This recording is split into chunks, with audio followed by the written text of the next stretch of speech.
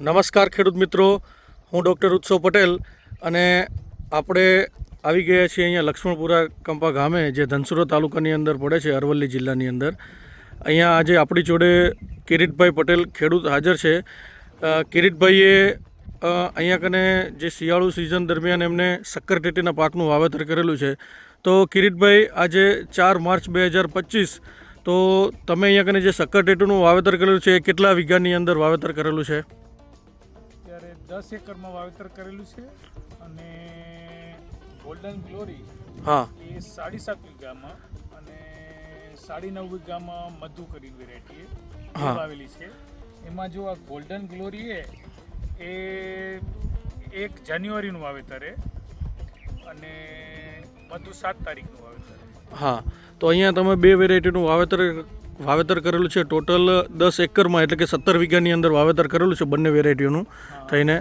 અને આજે કેટલા દિવસ થયા છે, મતલબ ટોટલ આ ગોલ્ડન ગ્લોરી આ વેરાયટી છે જે આ વાડીની, હા, એ 58 દિવસ થયા. 58 દિવસ થયા છે. તો 58 દિવસ દરમિયાન તમે હન્ટીન ઓર્ગેનિક્સની કઈ પ્રોડક્ટ્સનો ઉપયોગ કરેલો છે? જો પાયામાં આપણે ડિઝનલ સોઇલ હા એક વખત આપેલું હતું.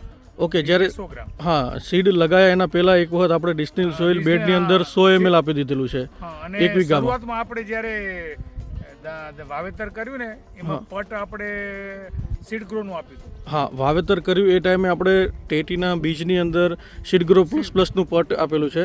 અને ડ્રીપની અંદર આપણે કેટલા ડોઝ ગયા છે સીડગ્રો પ્લસના? સીડ ગ્રોના 2 ડોઝ ગયા છે. હા, 58 દિવસ દરમિયાન આપણે 500 mlના 2 ડોઝ ગયા છે સીડગ્રો પ્લસના 1 વીઘાની અંદર. અને જ્યારે ઉપરથી વાત કરીએ સ્પ્રેમાં, ફોલિયર એપ્લિકેશનમાં, તો ફોલિયર એપ્લિકેશનમાં શું તમે ઉપયોગ કરેલો છે? બમ્પર.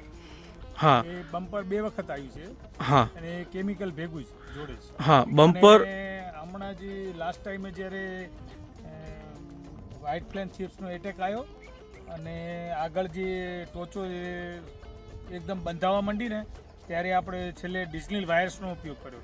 એનાથી જોરદાર રિઝલ્ટ મળ્યું. બધી જ શાખાઓ ખુલી ગઈ અને નવું ફ્લાવરિંગ આવ્યું, એટલે નવી ફૂટ વધી અને એકદમ ગ્રીનરી આવી ગઈ છે.